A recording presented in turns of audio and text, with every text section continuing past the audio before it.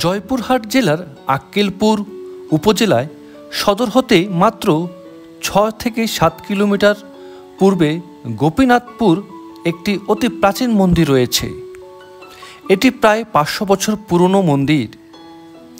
এটি গোপীনাথ ঠাকুরের মন্দির নামে পরিচিত। যতদূর জানা যায় 1489 সালে নবদ্বীপের ভরিয়ার রামদেব চক্রবর্তী স্ত্রীর গর্ভে সুদেব ও ভূদেব নামে দুটি ছেলের জন্ম হয়। হরিভক্ত এই দুই ভাই ভারতের নদিয়া জেলার শান্তিপুরে দৈব্য গোস্বামীর কাছে দীক্ষা নিতে গেলে তিনি তার স্ত্রীর কাছে দীক্ষা নেওয়ার পরামর্শ দেন, কিন্তু পূর্ণমাসী ভগবতীর কোনো পুরুষ মন্ত্র দিয়ে অস্বীকৃতি জানান।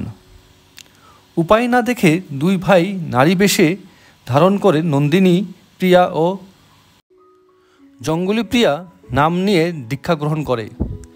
এরপর জঙ্গলী প্রিয়াকে ভারতে রেখে নন্দিনী প্রিয়া এই গোপীনাথে এসে জঙ্গলের ভিতরে গোপীনাথের বিগ্রহ স্থাপন করে পুজো অর্চনা শুরু করেন। 15শো শতাব্দীর শেষ দিকে বাংলার শাসক সুলতান আলাউদ্দিন হোসেন শাহ প্রজাদের দুঃখ নিজ চোখে দেখার উদ্দেশ্যে আসেন এবং গভীর অরণ্যে একজন পুরুষকে নারী বেশে আরাধনা করতে দেখেন। তিনি নন্দিনী প্রিয়ার আসল পরিচয় এবং ভিক্ষা করে অতিথি আপ্যায়নে মুগ্ধ হয়ে তাকে তাম্রপাত্রে গোপীনাথ দেবতার নামে 5 নল মানে 129 বিঘা জমি দান করেন। পরবর্তীতে নন্দিনী প্রিয়া সেই পুজো স্থানে তৈরি করা হয় গোপীনাথপুর মন্দির। এই মন্দিরে কাঠের গোপীনাথের বিগ্রহটি সাধক নন্দিনী প্রিয়া নিজ হাতে স্থাপন করেন। তবে বাদশার দেওয়া তাম্রপাত্রটি মুক্তিযুদ্ধের সময় হারিয়ে যায়। এই মন্দিরে 12 মাসে 13 পূজা হয়। সেই থেকে এখন পর্যন্ত একইভাবে মন্দিরের পক্ষ থেকে অতিথিদের সেবা করা হয়ে আসছে। আপনারা এখন যে মন্দিরটি দেখছেন সেটি সংস্কার করা হয়েছে সাম্প্রতিক সময়। 500 বছর পুরনো যে মন্দিরটির কথা বলা হয়েছে সেটি মিশে গেছে মাটির সাথে। তবে প্রতি বছরই বিভিন্ন সময় এখানে পুজো অর্চনা হয়ে আসছে এবং প্রতিদিনই এখানে দর্শনার্থীদের জন্য ভোগের ব্যবস্থা করা হয়ে থাকে।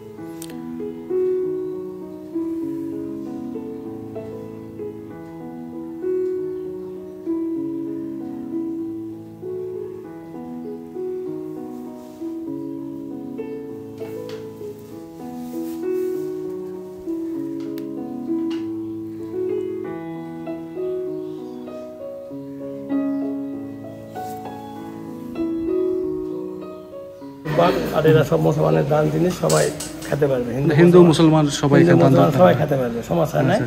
ওটা না হলে যে খুবই ভালো। এখানকার লোকজনেরা খুব ভালোবাসে, হিন্দু মুসলমান ভাই ভাই সবাই শ্রদ্ধা করে ভর্তি করে আদাব করে, খুবই ভালো লাগে। খুবই আমরা যখন এই মন্দিরটা দেখতে পাচ্ছি ভিতরে যে রাধাকৃষ্ণ, আচ্ছা এগুলা কি কাঠের তৈরি? কাঠের। কি কাঠের এগুলো? নিম কাঠ, বেল কাঠ। নিম কাঠ আর বেল কাঠ দিয়ে তৈরি। আর আশেপাশে কি আছে? আশেপাশে খাওয়ার ব্যবস্থা আছে, লোকজন থাকার ব্যবস্থা, ঘর বাড়ি আছে। তারপরে মনে করেন খাওয়ার রাত্রে থাকার সমস্যা, ঘর বাড়ি সব আছে, সমস্যা নেই। সব থাকা খাওয়া রাত্রে থাকলেও লোক থাকতে পারবে, থাকারও ব্যবস্থা আছে। খাওয়া দাওয়ার ব্যবস্থাও আছে। আচ্ছা, সব ভালো। ঠিক আছে, ধন্যবাদ। আচ্ছা, আসেন, ভালো থাকেন। আচ্ছা, ওখানে ভালো করুন, আল্লাহ ভালো করুন, ভালো থাকেন। খুব ভালো লাগলো। ঠিক আছে।